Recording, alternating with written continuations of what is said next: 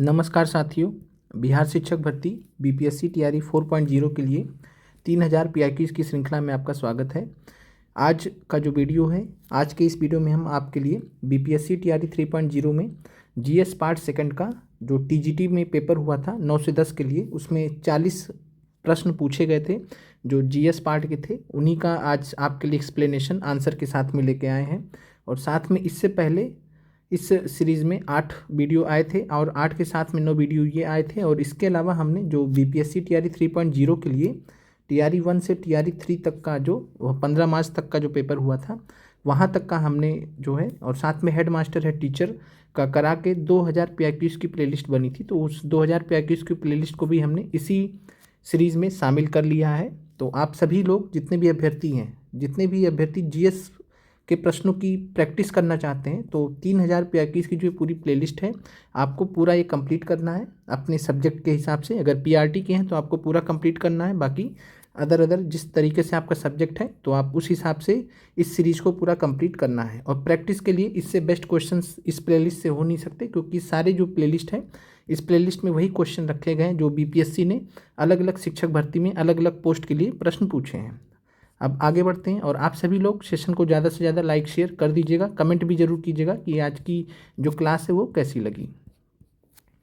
पहला प्रश्न है यहाँ पर, और आप सभी लोगों को बता दें कि जो जीएस पार्ट सेकंड होता है इसमें 40 प्रश्न पूछे जाते हैं, 6 से 8, 9 से 10, 11, 12 के लिए। तो 6 से 8 वाला पहले आ चुका है, 9 से 10 का आ जाएगा, 11, 12 का इसके बाद आएगा। फिर हम जो है सब्जेक्ट के हिसाब से आपके लिए प्रीवियस ईयर क्वेश्चन लाएंगे टीआरई 3 री एग्ज़ाम के।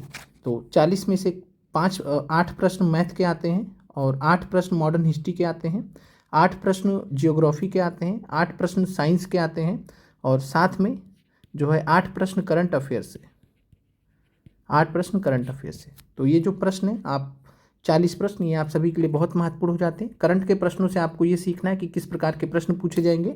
मैथ के प्रश्न पीआरटी के लिए बहुत इंपॉर्टेंट है, जीएस पार्ट सेकंड के लिए तो है ही, साथ में मॉडर्न हिस्ट्री तो सभी लोगों के लिए इंपॉर्टेंट है, जियोग्राफी भी सभी लोगों को पढ़ना है, और साथ में साइंस ये भी आप सभी को पढ़ना ही है। चलिए आगे बढ़ते हैं। पहला सवाल है यहाँ पर, एक खिलाड़ी किसी वृत्ताकार पथ के 7 पूरे चक्कर लगाकर 2200 मीटर की दौड़ पूरी करता है, तो वृत्ताकार पथ की त्रिज्या कितनी होगी? तो यहाँ पर जो वृत्ताकार पथ का जो परिधि होगा, वृत्ताकार पथ का जो परिधि होगा, सरकमफेरेंस होगा, उसका जो मान होगा वो हो जाएगा 2200/7। चूँकि 7 पूरे चक्कर लगा रहा है तो एक परिधि की अगर हम बात करेंगे तो 2200/7 हो जाएगा। और परिधि का आपको फार्मूला भी पता है, 2πr होता है। तो 2πr बराबर 2200/7 कर दीजिएगा। यहाँ से जो है 2 गुणे 22/7, पाई का मान दे दीजिएगा, r बराबर 2200/7। तो 7 यहाँ से कैंसिल हो जाएगा, और साथ में जब इसको हम सॉल्व करेंगे तो r का मान कितना आ जाएगा? 50। r का मान 50 मीटर आ जाएगा, ये आपका आंसर हो जाएगा।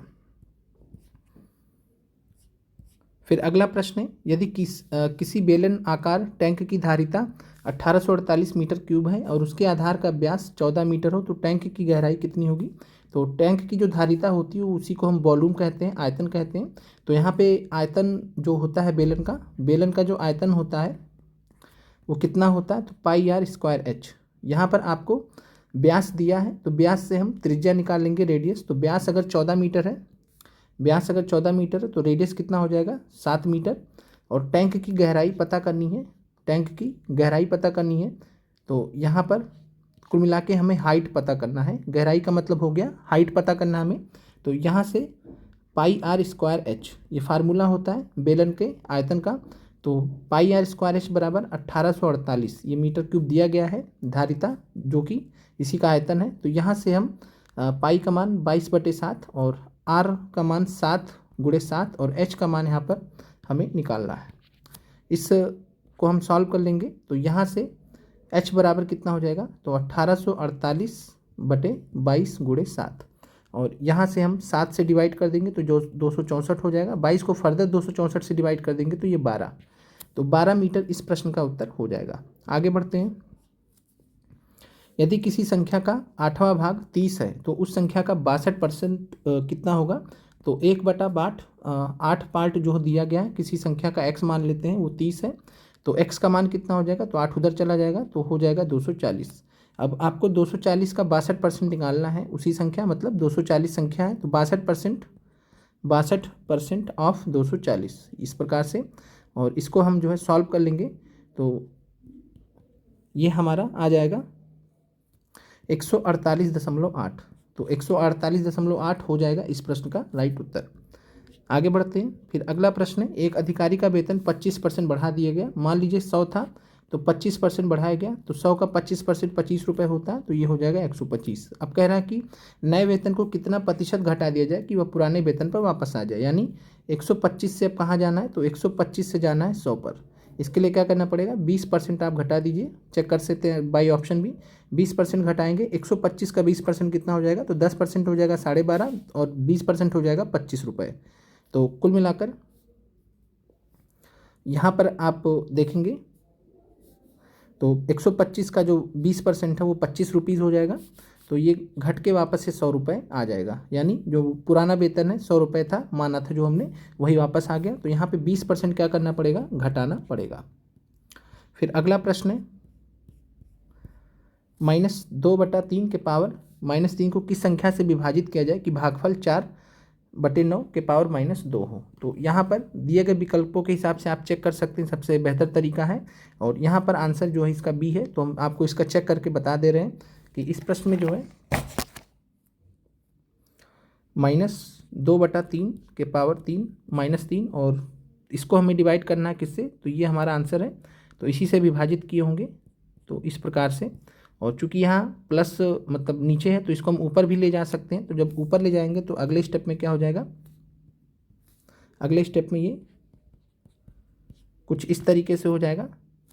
और फिर इसके बाद इसको हम सॉल्व कर लेंगे, तो ये हमारा नीचे की तरफ अगर हम ले आएंगे तो 2/3 के पावर 4 हो जाएगा। और ये आ जाएगा हमारा 2 के पावर 16 और 3 के पावर 4 81 हो जाएगा।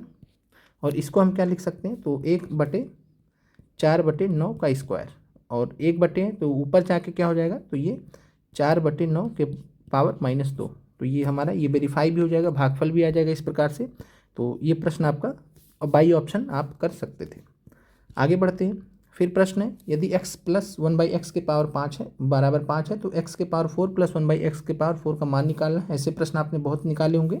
2 बार स्क्वायर कर दीजिए। पहली बार आप स्क्वायर करिएगा इसका दोनों साइड, तो x² + 1/x² + 2ab करेंगे तो 2 × x × 1/x हो जाएगा। तो x कट जाएगा तो 2 बचेगा, और इधर हो जाएगा 25, और यहाँ पर 2 उधर चला जाएगा, तो x² + 1/x², 25 में से 2 चला गया तो 23, ये आपके पास है। अब फिर अगले स्टेप में क्या कीजिएगा कि x² + 1/x², इसका भी स्क्वायर कर दीजिएगा, और उधर 23 था तो 23 का हो जाएगा स्क्वायर 529, और यहाँ पर करेंगे तो x के पावर 4 हो जाएगा + 1/x के पावर 4 हो जाएगा, फिर 2ab हो जाएगा, तो 2 × x² × 1/x² हो जाएगा। x² इस बार भी कट जाएगा, ये 529, ये 2 उधर चला जाएगा, तो अगले स्टेप में ये हट जाएगा, तो ये इधर जाके क्या हो जाएगा -2, 527 इस प्रश्न का राइट आंसर हो जाएगा।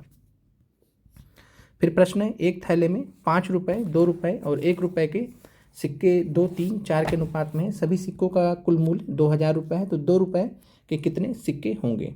तो इस प्रश्न में 2, 3 और 4 अनुपात में हैं, और 5 रुपये के नोट हैं, 2 रुपये के नोट हैं, और साथ में 1 रुपये का नोट है। तो इसको आपस में मल्टीप्लाई कर दीजिए, तो ये आपका जो रेशियो हो जाएगा 10, 6 और 4, तो 10, 6, 4 हो जाएगा, और ये बराबर है 2000 रुपयों के। तो 2000 रुपये के बराबर है, तो 10, 6, 16, 4, 20, तो 20 बराबर हो गया 2000। एक का मान निकाल लीजिए, तो 20,000/20 हो जाएगा, तो ये आ जाएगा 100।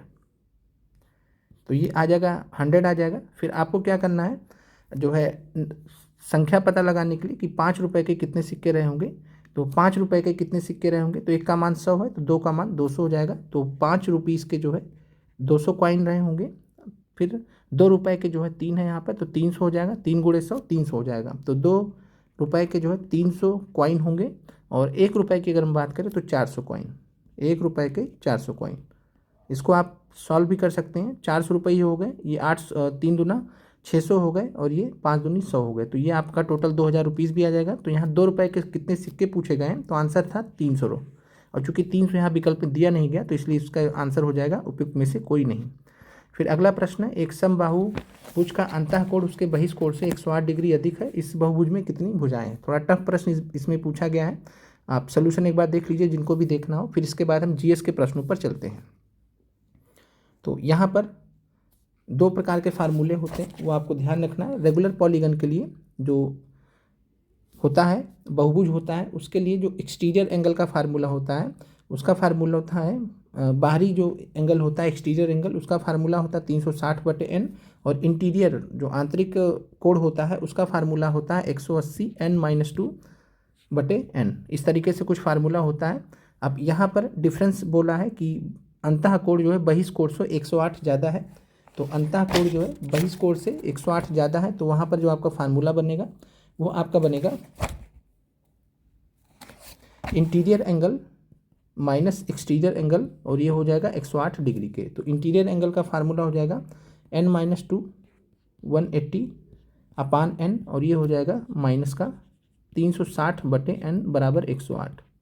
इसको सॉल्व कर लीजिएगा, 180 बाहर करके आपका आंसर मिल जाएगा, और n का मान यहाँ पे आ जाएगा 10, जो कि नंबर ऑफ साइड्स हैं, बहुभुज की भुजाएं हैं। चलिए अब चलते हैं जीएस के प्रश्नों पर। प्रश्न है, जिंक ऑक्साइड का साधारण रूप से किस रूप में प्रयोग होता है। तो जिंक ऑक्साइड जिसका फार्मूला होता है ZnO, इसका जो उपयोग होता है वो पेंट में होता है, तो ध्यान रखिएगा पेंट में होता है। बाकी विस्फोटक को आप एलिमिनेट कर सकते थे कि विस्फोटक में कहीं से भी जिंक ऑक्साइड का प्रयोग नहीं होता है, आपने पढ़ा भी होगा, TNT वगैरह का यूज़ होता है। फिर आगे बढ़ते हैं। प्रश्न है, लेंज के नियम की व्युत्पत्ति के लिए निम्न में से किसके संरक्षण के नियम का उपयोग होता है। तो जो लेंज का नियम है ये TGT में पूछा गया था, साइंस में, TGT साइंस में पूछा गया था, TRE 2 में ये प्रश्न, और वहाँ पर जो है विकल्प में आंसर था। तो लेंज का जो नियम है उसका जो होता है वो कंजर्वेशन ऑफ एनर्जी, ऊर्जा के संरक्षण के सिद्धांत पर होता है, ऊर्जा के संरक्षण के सिद्धांत पर होता है, नियम पर होता है। तो ऊर्जा के संरक्षण के नियम पर लेंज का नियम आधारित होता है, तो इसलिए यहाँ पर उपयुक्त में से कोई नहीं आंसर हो जाएगा। फिर अगला प्रश्न है, मानव शरीर के यकृत और मांसपेशियों में संधारित ग्लाइकोजन का रूप होता है। तो आप सभी ने पढ़ा है, कई बार परीक्षा में पूछा भी गया कि मानव शरीर के यकृत और मांसपेशियों में क्या इकट्ठा होता है, किस रूप में इकट्ठा होता है, संधारित होता है, तो वो ग्लाइकोजन होता है, ग्लाइकोजन होता है। और ग्लाइकोजन जो है किस रूप में होता है, तो ये पॉलीसेक्राइड रूप में होता है, याद रखना आपको, अगली बार आपसे परीक्षा में प्रश्न पूछ सकता है, पॉलीसेक्राइड के रूप में होता है। फिर है, रक्त में त्रुटिपूर्ण हेमोग्लोबिन निम्न में से किसमें दिखता है। तो रक्त में जो त्रुटिपूर्ण हेमोग्लोबिन होता है, हेमोग्लोबिन का जो डिसऑर्डर होता है वो जो है होता है दात्र कोशिका अरक्तता में, इसको सिकल सेल अनीमिया बोलते हैं, सिकल सेल अनीमिया। बढ़िया प्रश्न था ये। और सिकल सेल अनीमिया या दात्र कोशिका अरक्तता में रक्त में त्रुटिपूर्ण हेमोग्लोबिन बनता है, तो ये ध्यान रखिएगा। इसके अलावा जो है रक्त गुल्म क्या है, तो रक्त गुल्म ध्यान रखिएगा कि कई बार चोट लगने पर रक्त वाहिका से खून निकलकर बाहर की ओर इकट्ठा होने लगता है, इसी को हम हेमाटोमा बोलते हैं या रक्त गुल्म बोलते हैं। और रक्त वाहिका के बाहर रक्त का असामान्य संग्रह होता है, रक्त गुल्म। फिर हेमोफीलिया है, तो हेमोफीलिया को आप रॉयल डिसीज़ के नाम से जानते हैं, रॉयल डिसीज़ के नाम से जानते हैं, जिसमें अनुवांशिक रोग होता है, जिसमें शरीर के बाहर बहता हुआ जो रक्त है वो जमता नहीं है, अगर इनकेस चोट वगैरह लग जाएगा तो ब्लड क्लॉटिंग नहीं होता है। फिर है, निम्न में से किस प्रकार की दवाई उत्पादन में इथाइल अल्कोहल का उपयोग किया जा सकता है। तो इथाइल अल्कोहल आप लोग सभी लोग जानते हैं कि जो दवाई की दुकान होती है वहाँ पे जब चोट वगैरह लग जाता है तो जख्म पे साफ़ करने के लिए जख्म पे हम क्या लगाते हैं, तो अल्कोहल का प्रयोग करते हैं, जो इसको हम स्पिरिट बोलते हैं। तो इथाइल अल्कोहल ही रहता है, तो एंटीसेप्टिक के रूप में यहाँ पर हम उपयोग करते हैं। एंटीसेप्टिक मतलब जो जख्म वगैरह साफ़ वगैरह करने के लिए, ताकि इन्फेक्शन ना हो पाए, इथाइल अल्कोहल का प्रयोग हम करते हैं एंटीसेप्टिक के रूप में।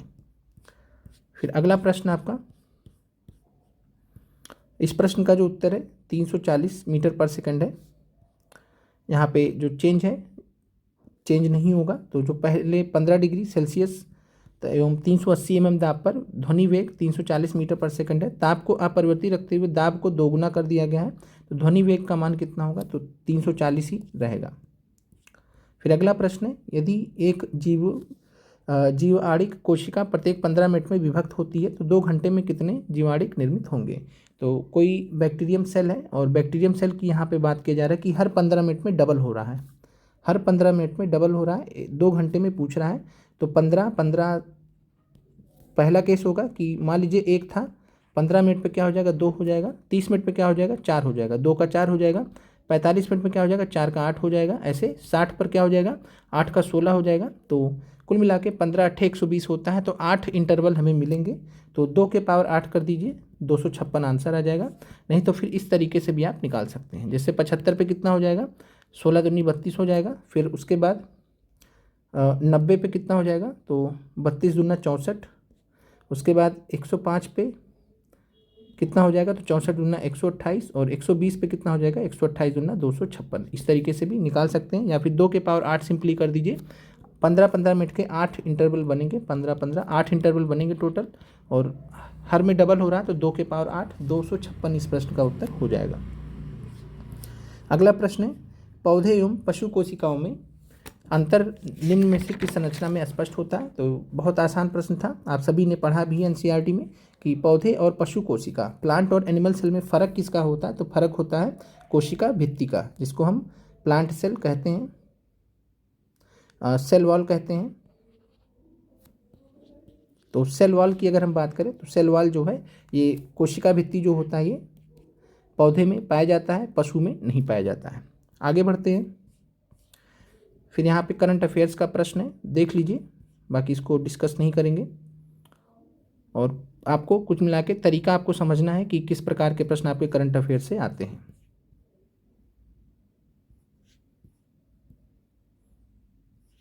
अब इन प्रश्नों के रिपीट होने की संभावना कम है, लेकिन फिर भी आप एक बार देख लीजिए, ताकि एक आपको आइडिया लग जाए कि किस प्रकार के प्रश्न जो है आपसे बीपीएससी करंट में पूछता है। यहाँ पे सिटवे बंदरगाह है, तो करंट अफेयर से रिलेटेड था। तो म्यांमार में पड़ता है सिटवे बंदरगाह, सिटवे पोर्ट पड़ता है।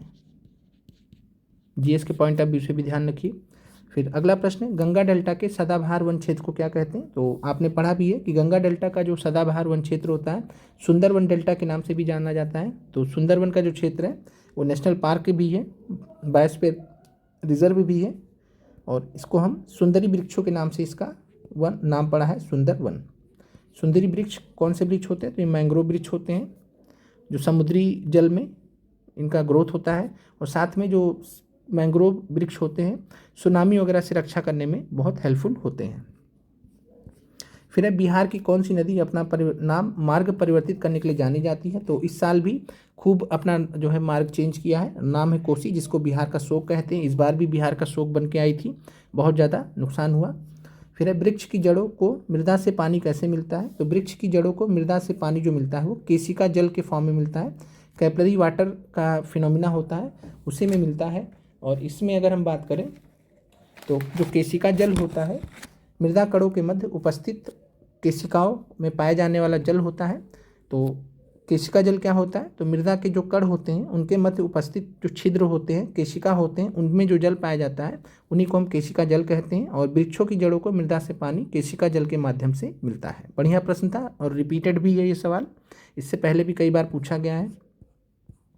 फिर प्रश्न है, विषुववृत्तीय व्यास ध्रुवीय व्यास से कितना है। तो विषुववृत्तीय व्यास की अगर बात करें तो पृथ्वी, ये मान लीजिए पृथ्वी है, तो ये जो डायमीटर है, ये जो व्यास है, इसको हम बोलते हैं विषुववृत्तीय व्यास। ये होता है 12,756 किलोमीटर। और साथ में दूसरा पूछा है ध्रुवीय व्यास। तो ध्रुवीय व्यास होता है नॉर्थ पोल से साउथ पोल, नॉर्थ पोल से साउथ पोल। तो ये जो होता है, ये होता है 12,714, लगभग 12,714 के आसपास होता है। तो इसका जो डिफरेंस देखेंगे तो 12,756 और 12,714 का, तो ये लगभग आपका जो है लगभग में तो 42-43 किलोमीटर लगभग बनता है। तो 42-43 किलोमीटर बनता है। तो नियरेस्ट आंसर जो था ये 43 किलोमीटर, चूँकि लगभग में माइल्स में थे। तो 12,756 विषुववृत्तीय व्यास है। और ध्रुवीय व्यास की बात करें तो 12,713.6 करके है, तो लगभग 43 किलोमीटर ही जाता है। तो इसका जो सही आंसर है 43 किलोमीटर, ध्यान रखिएगा। फिर अगला प्रश्न है, किस रेखांश पर भारतीय मानक समय अपनाया जाता है। तो सभी लोगों को मालूम है कि 82.5 डिग्री पूर्व जो देशांतर रेखा होता है उसी को हम क्या कहते हैं, भारतीय मानक समय, इंडियन स्टैंडर्ड टाइम। भारतीय मानक समय ग्रीनविच रेखा से 0 डिग्री देशांतर से कितना आगे है, तो 5.5 घंटा आगे है। ये भी पिछली बार प्रश्न पूछा गया था। और यह जो भारत मानक समय है कहाँ से होकर गुजरती है, तो इलाहाबाद के निकट, प्रयागराज के निकट नैनी से गुजरती है, प्रयागराज के निकट नैनी से गुजरती है। इसके अलावा एक फैक्ट और भी है कि भारतीय मानक समय की जो गणना होती है वो कहाँ से की जाती है, तो इस तरीके से मिर्ज़ापुर भी नाम में आता है, तो ये दोनों ध्यान रखिएगा। इलाहाबाद का नैनी भी कि वहाँ से गुजरती है, साथ में मिर्ज़ापुर का जो क्लॉक टावर है, मिर्ज़ापुर में क्लॉक टावर है, वहाँ से भारत की मानक समय की जो गणना है वो की जाती है। आगे बढ़ते हैं।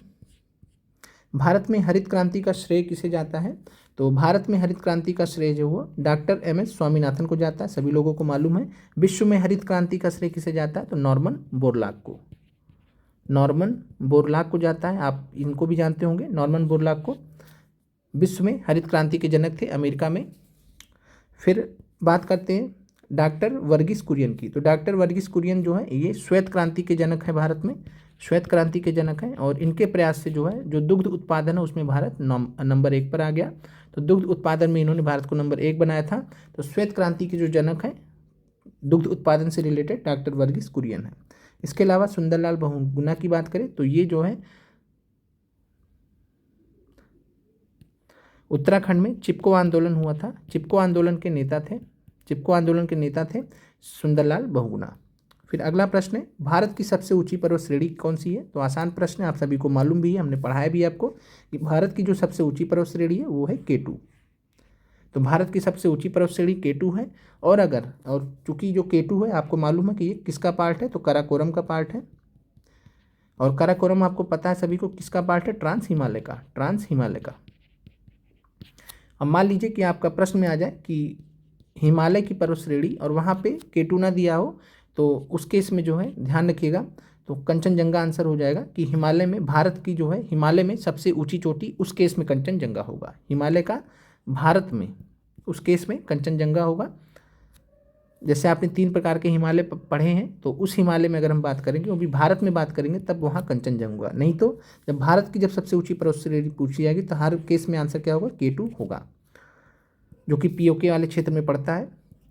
चलिए आगे बढ़ते हैं। भारतीय उपमहाद्वीप पूर्व में मूलतः एक भाग था, तो इस प्रश्न को डिलीट कर दिया गया है, तो आपकी जानकारी के लिए बता दें इस प्रश्न को डिलीट कर दिया गया।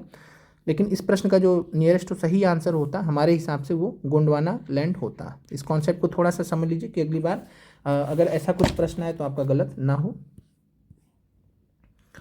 जो बहुत पहले की जो स्थिति थी पृथ्वी का, जो 7 कॉन्टिनेंट आप देखते हैं, 7 महाद्वीप देखते हैं, ये पहले एक हुआ करते थे और एक महाद्वीप में पूरा बना था, एक महाद्वीप में बना था जिसका नाम था पैंजिया, पैंजिया नाम था उसका।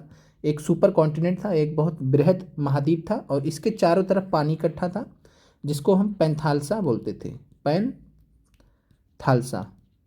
ये फिगर बना लीजिएगा, इससे याद रहेगा। तो पैंजिया महाद्वीप था, सबसे बड़ा महाद्वीप था, एक अकेला पूरा महाद्वीप था।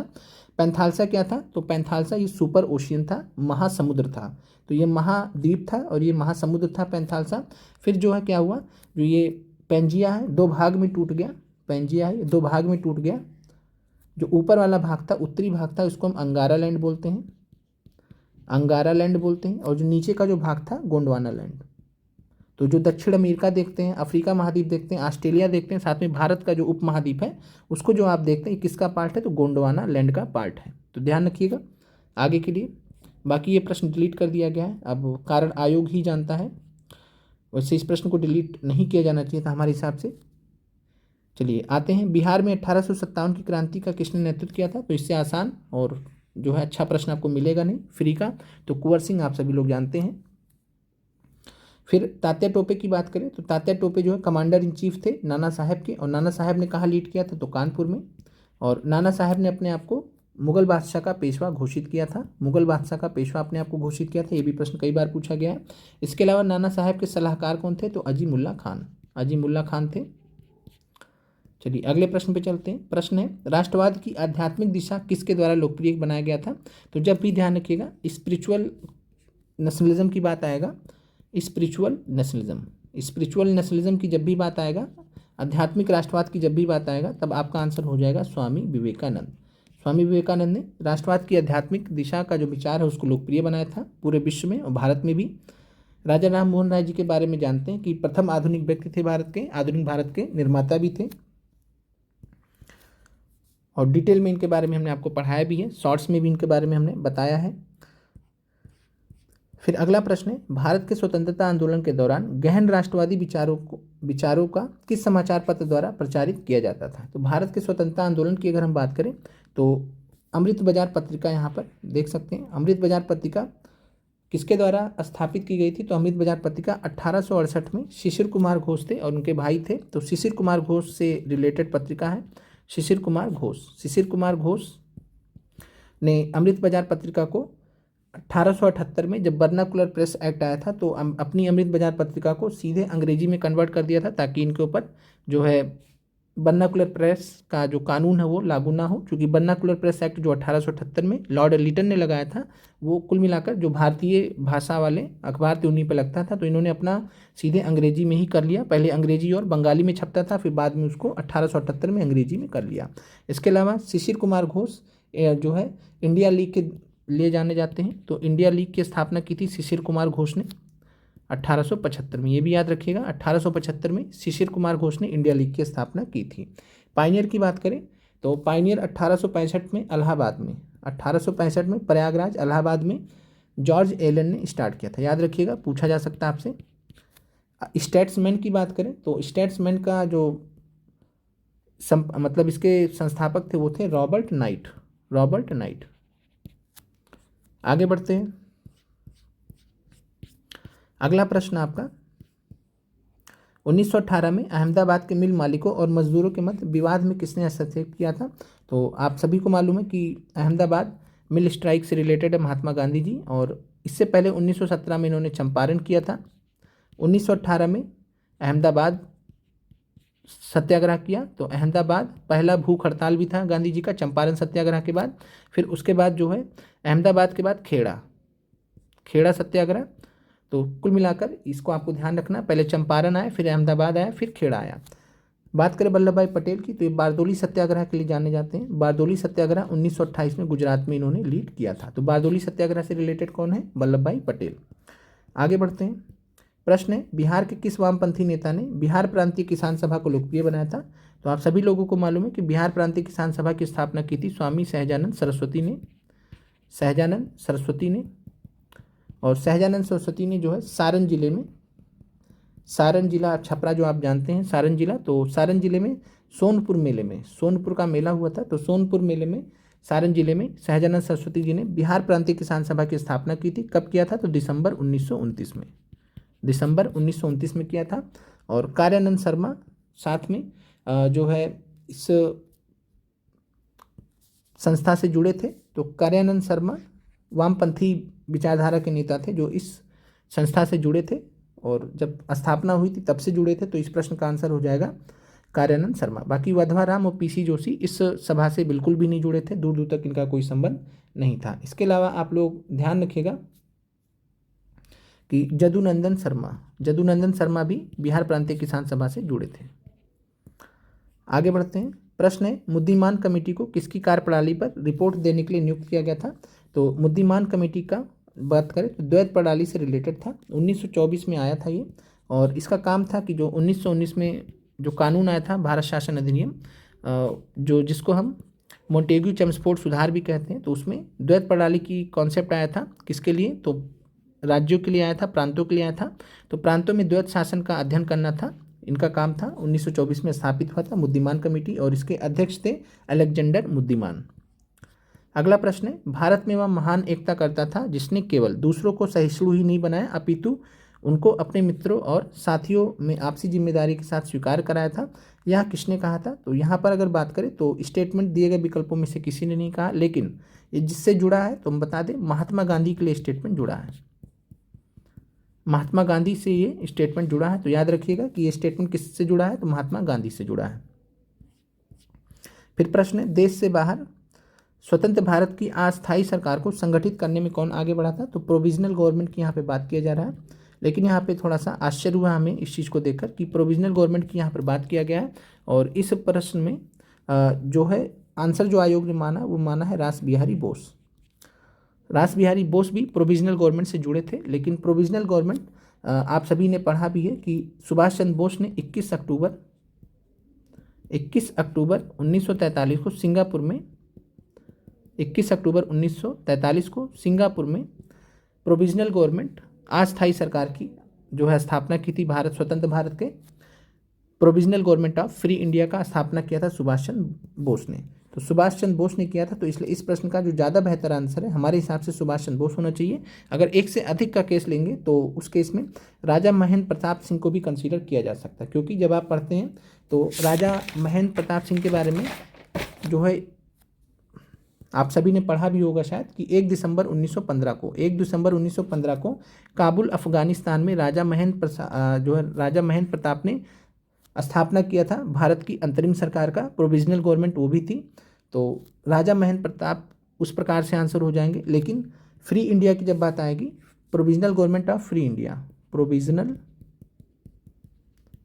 गवर्नमेंट ऑफ फ्री इंडिया, जब ये वर्ड आपको दिखेगा तो वहाँ पर जो ज़्यादा बेहतर आंसर है वो सुभाष चंद्र बोस ही होना चाहिए। 21 अक्टूबर 1943, 21 अक्टूबर 1943। और इस प्रश्न का आयोग ने जो फाइनल उत्तर रास बिहारी बोस माना है, और हमारे हिसाब से सुभाष चंद्र बोस आंसर इसका होना चाहिए। 21 अक्टूबर 1943। साथ में सुभाष चंद्र बोस की अगर बात करें तो ये जो सरकार बनी थी स्वतंत्र भारत की अस्थायी सरकार, इसमें सुभाष चंद्र बोस जी जो है ध्यान रखिएगा कि हेड ऑफ स्टेट भी थे, जिसको राष्ट्रपति बोलते हैं, तो हेड ऑफ स्टेट भी थे, प्रधानमंत्री भी यही थे सुभाष चंद्र बोस जी। रास बिहारी बोस का इसमें क्या रोल था, तो ये सुप्रीम एडवाइजर थे, मेन सलाहकार थे, सुप्रीम एडवाइजर थे।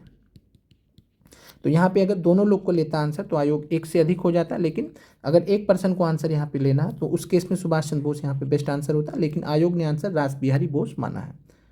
चलिए, तो ये जो प्रश्न ये समाप्त होता है। बाकी राजा महेंद्र प्रताप सिंह का हमने बता दिया कि राजा महेंद्र प्रताप ने काबुल अफगानिस्तान में अंतरिम सरकार की स्थापना में योगदान दिया था 1915 में, जिसमें ये राष्ट्रपति बने थे, और मौलाना बरकतुल्ला करके थे तो वो प्रधानमंत्री बने थे। साथ में रास बिहारी बोस के बारे में ध्यान रखिएगा, इंडियन इंडिपेंडेंस लीग की स्थापना की थी, इंडियन इंडिपेंडेंस लीग की स्थापना की थी 1942 में टोक्यो में, जापान की राजधानी टोक्यो में स्थापना किया था इंडियन इंडिपेंडेंस लीग 1942 में रास बिहारी बोस ने। बाकी सुभाष चंद्र बोस जी के बारे में हमने पहले भी आपको बताया है, पढ़ाया है। मिलते हैं आप लोगों से अगले वीडियो में। आप लोगों का देखने के लिए शुक्रिया। कमेंट करके जरूर बताइएगा कि आज का जो एक्सप्लेनेशन है प्रीवियस ईयर क्वेश्चन का आपको कैसा लगा। आगे अन्य वीडियोज़ भी आपके आएंगे इसी सीरीज़ में, और सभी लोग जीएस के प्रश्नों को प्रैक्टिस करने के लिए इस प्लेलिस्ट को अच्छे से तैयार कर लें, जो भी फैक्ट्स बताए जा रहे हैं उनको भी तैयार कर लें।